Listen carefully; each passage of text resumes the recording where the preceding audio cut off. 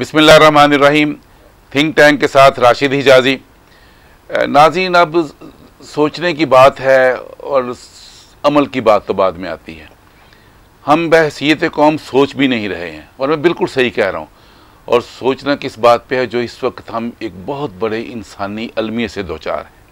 जी हाँ, पाकिस्तान में एक तारीख का बहुत बड़ा इंसानी सान्या बपा है, और ये अफसोस की बात है कि जिस संजीदगी के साथ हमें इस पे सोचना चाहिए, क्योंकि सोच के बाद अमल की बारी आती है। तो अमल में तो हम सच्ची बात है, एक फुकदान नज़र आ रहा है। अगरचे बाद शोबों में लोग मुतहर्रक हुए हैं, फ़ाल हुए हैं, उस इंसानी अलमी के हवाले से जिसका मैं जिक्र कर रहा हूँ, और आप वाज़े तौर पर समझ गए होंगे कि पाकिस्तान सैलाब की तबाहकारियों की जद में है। बलूचिस्तान, सिंध, KPK, GB, गिलगित बल्तिस्तान और पंजाब का, जनूबी पंजाब का हिस्सा, बस ये समझे कि एक सैलाबी आब रवां है जो चल रहा है और इंसानी ज़िंदगियों को निगल रहा है। ये अल्लाह माफ़ करे, अल्लाह माफ़ करे, तौबा का भी वक्त है, माफ़ी का भी वक्त है, लेकिन तलाफ़ी का भी वक्त है। हम अपने अमाल की तरफ भी देखें, और उसकी अगर तलाफ़ी करनी है तो ये एक अल्लाह ने मौका दिया है कि जो वो मुसीबत ज़दगान हैं, जिन पर यह तबाही वारद हुई है, जो सैलाब की संगीनी का बराह रास्त निशाना बने हैं, उनके लिए कुछ खैर का पहलू तलाश करें, उनके लिए मदद के लिए आमादा हो जाएं, एक दूसरे को आमादा करें, मिलकर आगे चलें। और ये जो एक आफत आई है जिसमें हज़ारों इंसान निकल गए हैं, जायदादें, प्रॉपर्टियाँ, सरमाया, पैसा, सब नज़र हो गया सैलाब की, और बड़ी एक दिलखराज सूरत हाल है। और इस पर बात करने के लिए आज मेरे साथ मौजूद हैं एक बहुत ही प्यारी शख्सियतें, हर दिल अज़ीज़ हैं, इंसानी खिदमत का जज्बा दिल में रखते हैं, खिदमत हल के हवाले से उनकी सोच कम अज़ कम मुझ पर तो अयां है, और अपनी फ़ील्ड में, अपने हलके में भी वो बड़ी तनदही के साथ और बड़े जज्बे के साथ बरूए कार हैं। उनका ताल्लुक़ है प्रॉपर्टी के शोबे से, स्टेट के शोबे से, और जो बाकायदा पाकिस्तान की एक ज़िम्मेदार तंजीम है फेडरेशन ऑफ रियल्टर्स पाकिस्तान, उसके वाइस प्रेसिडेंट हैं जनाब राना मोहम्मद अकरम साहब। राना साहब, वेलकम टू माय शो। जी, बहुत शुक्रिया सर। राना साहब, जैसे कि मैंने ज़िक्र किया, और मुझे ज़ाती तौर पर आप भी ऐसी ही शख्सियत नज़र आते हैं जिनके दिल में एक इंसानी हमदर्दी के जज्बात पूरी तरह मौजूद हैं।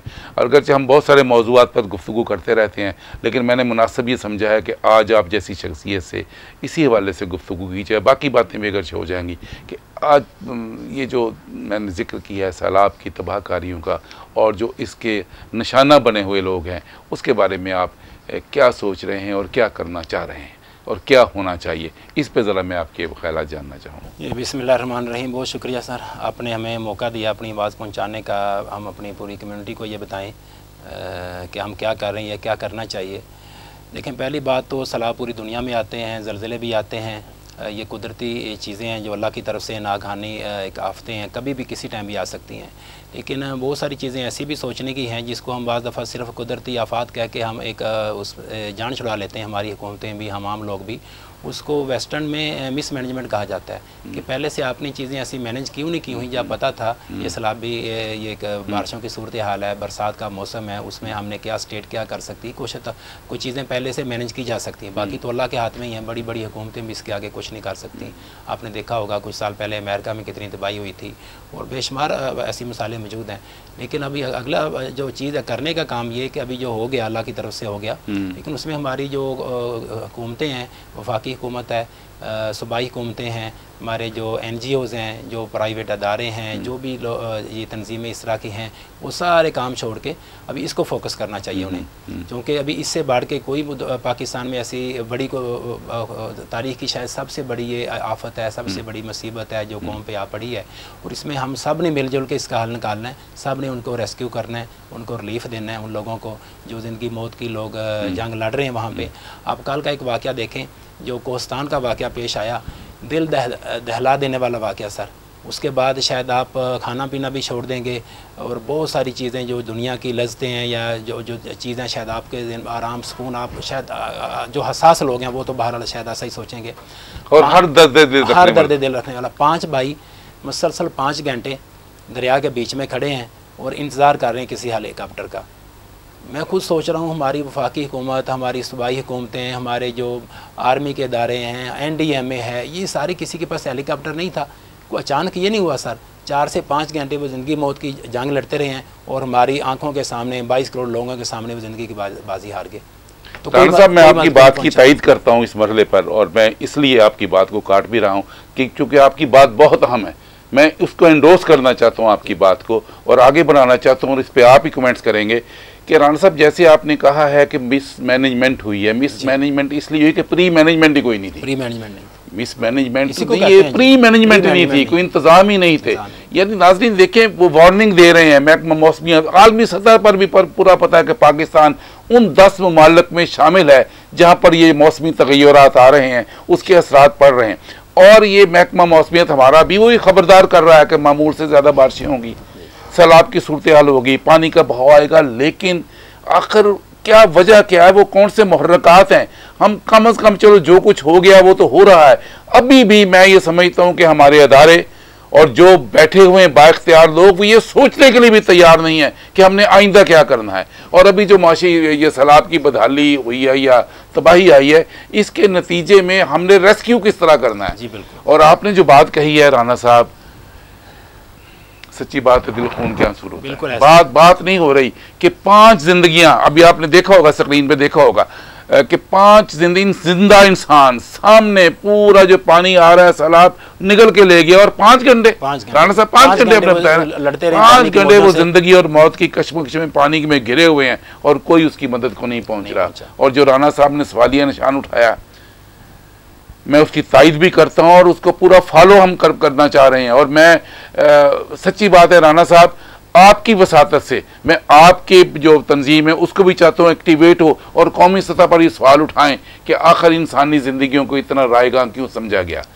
कि उन्हें मौत की नजर कर दी गई। ये हेलीकॉप्टर हैं किस लिए? किसी भी अदारे के हों, किसी भी अदारे के हों, वो सिविल अदारों के हों या हमारे जो है नॉन सिविल अदारे में नॉन सिविल समझ गए होंगे कि उनके हों, तो हेलीकॉप्टर किस लिए हैं? जो नुमाइशों में दिखाए जाते हैं हमें, जितने हेलीकॉप्टर की फोर्स हमारे पास मौजूद है, इंसान मर रहे हैं, जिंदा इंसान लाशों के सूरत इख्तियार कर रहे हैं, लेकिन हेलीकॉप्टर उनकी मदद के लिए नहीं पहुंच रहे कि पानी में से उन इंसानों को जो कलबला रहे हैं, ववेला कर रहे हैं, रो रहे हैं, जिंदगी की आस में पुकार रहे हैं, तो उनकी मदद के लिए कोई हेलीकॉप्टर नहीं पहुंचा। और दूसरी तरफ ये हमारे मुक़्तदर लोग हेलीकॉप्टर में बैठकर, मैं अब सैलाब के जो मुतासरीन हैं उनको एक तमाशाई की सूरत से देख रहे हैं, उनको मदद देने के लिए उनका हेलीकॉप्टर तैयार नहीं है। जी राना साहब, मैंने तो आपकी बात की तायद में ये बात आगे बढ़ाई, आप ज़रा ये फरमाएं कि आपकी जो कम्युनिटी है, बात पे आ रहा था, हमारी कम्युनिटी अल्हम्दुलिल्लाह, हमारे चेयरमैन साहब ने भी वीडियो पैगाम जारी किया है, सदर साहब ने भी किया, हम सब लोग भी अपने अपने इलाकों में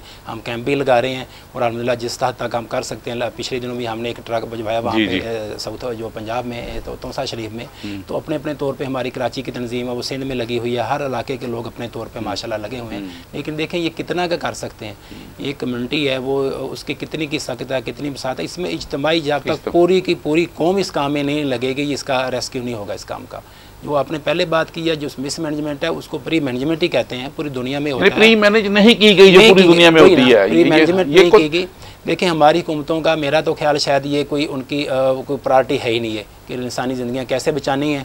चाहे वफाकी हुकूमत हो, चाहे सूबाई हुकूमतें हों, चाहे कोई लोकल हुकूमतें हों, ये आपस में जलसे, जुलूस, लड़ाइयाँ, केसेस, इन चीज़ों पे लगे हुए हैं। ये बारिश जो है अचानक तो नहीं होगी सर इन दिनों में, सारा कुछ एकदम तो नहीं हो गया ना, इसका सारा कुछ हद तक मैनेज किया जा सकता था। लेकिन चले अब उस बात को रोने पीटने का क्या फ़ायदा। अभी इसका एक ही तरीका है कि स्टेट के जितने वसाइल हैं सर, जितने स्टेट के वसाइल हैं सारी इस काम में झोंक देने चाहिए। अभी हमें अल्हम्दुलिल्लाह ना कोई सरहद पे ऐसा इशू है, ना हमारी कोई इंडिया के साथ कोई जहाँ का इशू है। हमारी फ़ौज भी, हमारे सारे जो इदारे हैं, अगर 5-6 लाख फ़ौज या सारी की सारी यहाँ रेस्क्यू करे कोई मसला नहीं है। पाकिस्तान एक दुनिया की 7वीं बड़ी ताकत एटमी कुव्वत है, हमारे पास दुनिया की बहुत बड़ी 5वीं 6 नंबर की फ़ौज है।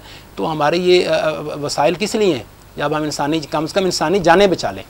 बाकी जो उसकी नुकसान है, माली नुकसान तो कवर हो ही जाएगा, वो पाकिस्तानी हुकूमत मदद करेगी, दूसरे ममालिक से एड आ जाएगी, कोई मुखैर हजरात करेंगे, हमारे बड़े बड़े लोग करेंगे। कम इस वक्त जो सबसे ज़रूरी काम है वो जाने बचाने का है। जो कि हम किस वजह से नहीं बचा पा रहे, और उसमें हमारी शायद वही तरजीहात नहीं है, हुकूमतों की आपस में लड़ाइयाँ हैं, झगड़े हैं। तो इस मौका पे हमारी पूरी कौम को जो मैं एक बहुत अहम बात करना चाहता हूँ, इज्तिमाई जो आपने भी बात की है, इज्तिमाई तौबा करनी चाहिए। ये अल्लाह के अज़ाब भी होते हैं, ठीक है, पूरी दुनिया में ये चीज़ें होती हैं, लेकिन हम समझते हैं शायद हमारे गुनाहों की ये की वजह से सारा कुछ हुआ है, या अल्लाह की तरफ से अज़ाब आया। तो हम इज्तिमाई तौबा करें आइंदा के लिए। हम ये जो हमारे जो नाम के हम मुसलमान हैं, शायद हमारे काम तो मुसलमान वाले नहीं हैं, हम काश हम इस्लाम पे आ जाएं, वो अल्लाह ताला हम पे रहम फरमा दे और हमारी ये जो मुसीबतें कोई कम हो जाएं। इज्तिमाई तौबा की ज़रूरत है अभी। राना साहब, आपने जो बात एक दो बातें कही हैं और दोनों बहुत अहम हैं। एक जो इज्तिमाई तौबा की बात की है, इज्तिमाई तौबा के तासुर को इनफरादी सतह पर भी फैलना चाहिए, जैसे दिल की धड़कनों में, हर दिल की धड़कन में तौबा हो और तौबा मिली हुई हो कि हम अपने आइंदा अमाल को दुरुस्त कर लें, ये बात भी होनी चाहिए। दूसरी जो बात आपने कही है नाज़रीन, वो बड़ी अहम है। इन्होंने ये कहा है कि ठीक है, बाकी डेवलपमेंट के काम होते हैं, होते रहेंगे, लेकिन इंसानी जान का कोई नेमुल बदल नहीं होता। इंसानी जानें जब ज़िया हो रही हों तो उनके लिए आपके पास प्लान ही कोई ना हो, उनके लिए आपके पास वसाइल ही कोई ना हो। वसाइल तो मौजूद है, वसाइल वक्फ नहीं कर रहे, वसाइल मौजूद हैं, उन वसाइल को इंसानी जानों को तल्फ होने से बचाने के लिए वक्फ नहीं किया जा रहा कि इंसानी जानों को बचाया जाए। हालांकि एक इंसानी जान, जिस तरह कहा गया ना, एक इंसानी जान का कत्ल पूरी इंसानियत का कत्ल है, तो ये भी कत्ल ही है जब उनके साथ हम गफलत कर रहे हैं, हम लापरवाही कर रहे हैं। जो हमारी जिम्मेदारी है, हुक्मरानों की सबसे बड़ी जिम्मेदारी क्या है? मैं बात करूं हजरत उमर फारूक आजम, जो बर्रे आजमों पे जिनकी हुकूमत थी, वो क्या कहते हैं कि अगर दरिया फरात के किनारे एक बकरी भी भूखी मर गई तो मैं उसका उमर उसका जवाबदेह होगा। जहां एक जानवर की मौत और जिंदगी का भी उसका ख्याल रखना हुक्मरान वक्त की जिम्मेदारी है। तो राना साहब, जिस तरह आपने कहा है कि इस तरह इंसान कुदरती आफात का निशाना बन रहे हों, जिंदगी उनकी तल्फ हो रही हों, और जो हुक्मरान जो तमाम तर वसाइल पर, मैं तो काबज का लफ्ज़ इस्तेमाल करूंगा, जो उनके कब्जे में है, और उनका इख्तियार आईनी तौर पर यह है कि अपने अवाम के जानो माल का तहफ़्फ़ुज़, यहाँ पर जानो माल की जान माल का तहफ़्फ़ुज़, जाने भी ज़ाया हो रही हैं, और माल तो क्या है, वो तो बर्बाद हो गया, लेकिन जानो माल दोनों का तहफ़्फ़ुज़ हुक्मरानों की आईनी जिम्मेदारी है। तो क्या ये फिर आइन से भी रूगर्दानी नहीं है? सवाल तो ये है, ये तो उनका इखलाकी नहीं है, उनका आइनी फरीज़ा भी है। तो जब आइनी फरीज़ा भी पूरा नहीं किया जा रहा, अब अफसोस की बात है। हकायक तो ये हैं कि इनको अपने सैर सपाटों से फुर्सत मिले तो इधर होना, इधर सैलाब आया हुआ है, लोग मर रहे हैं, तबाहियाँ जारी हैं, और ये जनाब बाहर के मुल्कों के दौरे हो रहे हैं। मैं अब ज़रा तफसीर तो पे नहीं जाऊँगा, ये बात हो जाएगी, लेकिन इनको कुछ शर्म करनी चाहिए कम अज़ कम, ये जो सूरत हाल है। राना साहब, क्या आपके आपने सही लफ्ज़ कहा, शर्म का मुकाम है हुक्मरानों के लिए। हुक्मरान किस लिए होते हैं? अब बल्कि होना चाहिए कि शर्म से डूब मरना चाहिए, लेकिन डूब तो बेचारे बेबस अवाम रहे हैं। सर, ये तारीख की सबसे बड़ी तबाही है। अभी भी अगर सर जोड़ के सारे लोग इकट्ठे नहीं, सारी जमातें नहीं बैठेंगी, किस मौके पे बैठेंगी? अगर अवाम के जान के लिए नहीं, वोट किन लोगों से लेने हैं? अगर ये जाने बचेंगी तो वोट लेंगे भाई। अभी हमारे MNA, हमारे जो ये नुमाइंदे हैं असम्बलियों के, सूबाई असम्बलियों, वो कहाँ हैं आजकल? कोई नज़र नहीं आ रहा। वोट लेने आ जाते हैं, अवाम मार रहे हैं, उनके पास कोई नहीं है। ये बेचारे कुछ ताजर लोग जा रहे हैं, कुछ तंजीमें अपने लेवल पे छोटा मोटा रेस्क्यू कर रही हैं। इनके पास, जब आपको पता होगा, ये जब इलेक्शन होते हैं करोड़ों रुपया लगाते हैं, बड़े बड़े जो सियासतदान हैं वो भी करोड़ों रुपया अभी क्यों नहीं झोंक रहे इस काम में? बहुत बड़ा सवाल है राना साहब, आपकी सच्ची बात है। ये एक फिक्री तौर पर आपने एक क्वेश्चन दिया है, लेकिन फिक्र किसकी होती है? दो तरह की फिक्र है, एक तफक्कुर की और एक वैसे फिक्र की। ना इनको वैसे फिक्र है, ना सोच वाला फिक्र है। तो बात तो यही है कि हमारा फिक्री मौजू भी यही होना चाहिए, और कौम के हवाले से फिक्र भी ये होनी चाहिए। और बुनियादी सवाल जो उन्होंने कहा कि करोड़ों रुपए, और इसमें कोई शुबा, ये नहीं कोई खिलाफ हकीकत बात नहीं राना साहब आपने कही। जब ये इलेक्शन आता है तो करोड़ों रुपए इनकी तिजोरियां खुल जाती हैं। और अभी इन दिनों में इलेक्शन होता, लगाने थे ना, लगाने थे, और इलेक्शन और बाद में जो लोटों की खरीदो फरोख्त होती है उसमें भी करोड़ों लगते हैं। तो आज उनके करोड़ों का किधर है? उनको फ्रंट फुट पर होना चाहिए, चूंकि वो अवाम के नुमाइंदे हैं। और जैसे राना साहब ने कहा है कि अवाम के वोट लेकर आते हैं, खा वो अपोजिशन में हो, इन्हीं अवाम से लेते हैं, इन्हीं अवाम से लेते हैं, और वो अवाम मर रहे हैं। तो उनकी इनको कोई फिक्र नहीं है, कोई तरद्दुद नहीं है, कोई उनके लिए। सूरत हाल ये है, हमारी जो तंजीमें जा रही हैं, NGOs जा रही हैं, खिदमत कमेटी इस्लामाबाद की तरफ से बहुत सारा काम हो रहा है जिसमें ताजर आज़ाद भी अपने तौर पे हिस्सा डाल रहे हैं। तो वो बता रहे हैं 24-24 घंटे कई इलाके ऐसे भी देखें, रोड तक तो आपकी रसाई है, रोड से अंदर कहीं जाना, अंदरूनी एरियाज़ में जाना, जो रूरल एरियाज़ होते हैं वहाँ रास्ते सही नहीं होते और लोग कट ऑफ हो गए हैं, रास्ता वहाँ जाने का नहीं है, तो वो लोग भूखे मर रहे हैं वहाँ पे। अभी वहाँ पे तो राना साहब बात फिर वही आ गई कि जब पानी में घिरे हुए लोग हैं, जमीनी रास्ते मसदूद हैं, तो फिर फजाई रास्ते से पहुंचाया जा सकता है, तो वो हेलीकॉप्टर की कितने सवाल तो फिर उधर ही आ गया। बात उधर ही आ गया ना। दिखाई जाती है नुमाइश में कि हमारे यहाँ इतना असला, इतने जहाज़, इतने ये हेलीकॉप्टर, वो कहाँ हैं? अगर वाम के लिए नहीं तो वो किसके लिए हैं? वो भी सारे नज़र आने चाहिए। उनका दुनिया का सारा काम निज़ाम हुकूमत चाहे बंद कर दें, पहले सबसे पहले सैलाब वालों को रेस्क्यू करें। ये काम चलते रहेंगे, सारा सिस्टम चलता रहता है। बहुत सारे दुख भरे लम्हात हैं ये, और देखे नहीं जा रहे। आप ये सोशल मीडिया अगर आप देखें तो आपसे सोया भी नहीं जाएगा। शायद मैंने कहा शायद आपसे खाना बना खाया जाए और दुनिया की साजिशें चीज़ें आप लोग, हम सब लोग यानी भूल जाएं। ये राना साहब जो बात कर रहे हैं ना, राना साहब जो बात क़यामत सुगरा कहते हैं ना, हम किताबों में पढ़ते थे, ये शायद क़यामत सुगरा वही है। राना साहब ने जो बात कही है ना, ये बात, इनकी बात का मुखातिब वो लोग हैं कि जिनके सीने में दिल धड़कता है, लेकिन राना साहब जिनके सीने में पत्थर हो, उन पे तो बेअसर है आपकी बात, उनकी तो बेअसर बातें। ये दर्दमंदी से बात कर रहे हैं राना साहब, एहसास के साथ बात कर रहे हैं, लेकिन इस दर्द का, इस एहसास का इजहार तो वहाँ होना चाहिए ना जिनकी जिम्मेदारी है, जो अवाम की जानो माल के तहफ़्फ़ुज़ के लिए बैठे हैं। और बैठे नहीं, हमने भेजे हैं, हमने भेजे हैं। तो कहते हैं जी वोट को इज्जत दो, तो वोट को इज्जत देने का तो यही मुकाम है कि आपने, वोटर आपके मर रहे हैं, आपके वोटर जिंदगी और मौत की कश्मकश में हैं और माली असबाब उनके लुट चुके हैं, जाने उनके खतरे में हैं, तो उन वोटरों के लिए आप क्या सोच रहे हैं जी? मेरा सवाल हुक्मरानों से है, खा वो सूबाई हुक्मरान हो, खा वो वफाकी हुक्मरान हो, इस वक्त उनका फर्ज मनसब ये बनता है कि सारे काम छोड़कर, जैसे कि राना मोहम्मद अकरम साहब ने कहा है कि सारे काम छोड़कर इस काम को प्रायोरिटी दें, सारे वसाइल जो हैं इस काम के लिए वक्फ करें और कौमी जज्बे से आगे बढ़ें। और मैं राना साहब की बात को आप तक पहुंचाना चाहता हूं वजाहत के साथ। उन्होंने ये कहा है कि ये वक्त अब सियासत का नहीं है, ये वक्त खिदमत का है।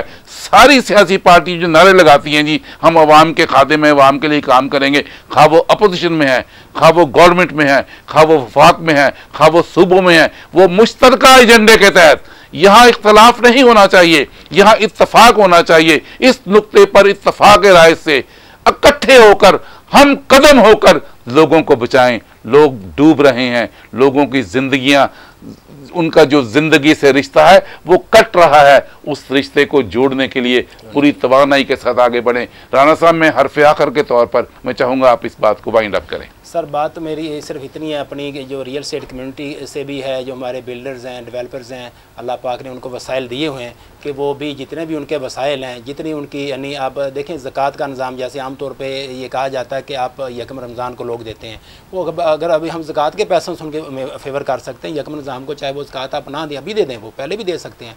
लोगों को ज़रूरत अब है। जितने मुखय्यर हज़रात हैं पाकिस्तान में, सारे आगे बढ़ें, वो ना बढ़ेंगे। हुकूमत ने जो करना, बस हमें अंदाज़ा हो रहा है जो कुछ करेंगी हुकूमतें हमारी, तो लोग आगे बढ़े। हमारी बिज़नेस कम्युनिटी जो रीढ़ की हड्डी की हैसियत रखती है वो आगे बढ़े और ये कुछ अपने तौर पे जितना रेस्क्यू का काम कर सकती है, इंसानी जाने बचाए, रिलीफ का काम होता रहेगा। आगे सर्दियाँ भी आ रही हैं, फिर उनको बिस्तरों की भी ज़रूरत होगी। अच्छा, जो ही सैलाब ख़त्म होगा इसके बाद अभी भाई जो अमराज वो फैलेंगे, उसके लिए हमें अगर मेडिकल के लिए बड़ा पूरा सिस्टम बनाना पड़ेगा। ये कोई एक तबाही नहीं है कि आज का काम है सर, ये को पूरा साल 2 साल का प्रोसेस होगा। ये तारीख़ की आप सोच नहीं सकते कितनी बड़ी तबाही पाकिस्तान में आई है। इतनी बड़ी तबाही शायद हमारी जो 2-3 जंगें हुई उस वक्त नहीं आई होगी जो अब आ चुकी है। जिस तरह लोग, आपने देखा एक मिनटों में सर, कल जो होटल जो फिल्मों में लोग देखते थे कि वो एक मसनूई तौर पे कोई ऐसा शो करते हैं कि जनाब गाड़ियाँ उल्टी, वो तो मॉडल बनाए जाते थे ना, ये तो हकीकी बिल्डिंगें उल्ट गई। हकीकी बिल्डिंगें कल सर करोड़ों अरबों पे की कल ऐसे जा रही थी जैसे रेत की, खसो खचा की तरह बह गई, पानी की वैसे बह रही थी जैसे रेत की शायद बिल्डिंगें थी। तो ये हो चुका है। इस हालात पे अगर हम लोग नहीं निकलेंगे, और कब निकलेंगे? तो मैं दर्दमंदाना अपील करता हूँ अपनी रियल एस्टेट कम्युनिटी से, अपने बिल्डर से, डेवलपर से, जितने भी कारोबारी हजरात हैं, अल्लाह ने उनको वसाइल दिए हैं कि वो अपने सारे के सारे वसाइल बुरुए कार लाएँ और इंसानी जानें बचाने की कोशिश करें। राणा साहब, आपका बहुत शुक्रिया, और आपके पैगाम को मैं आखिरी लाइन के तौर पर पेश करता हूँ कि कम अज़ कम अव्वल तौर पर सारे वसाइल वक्फ करें। सारे वसाइल वक्फ नहीं कर सकते तो वो पोर्शन जो ज़कात की सूरत में होता है, जो हर साल आपने अदा करना होता है, रमज़ान का इंतज़ार ना करें।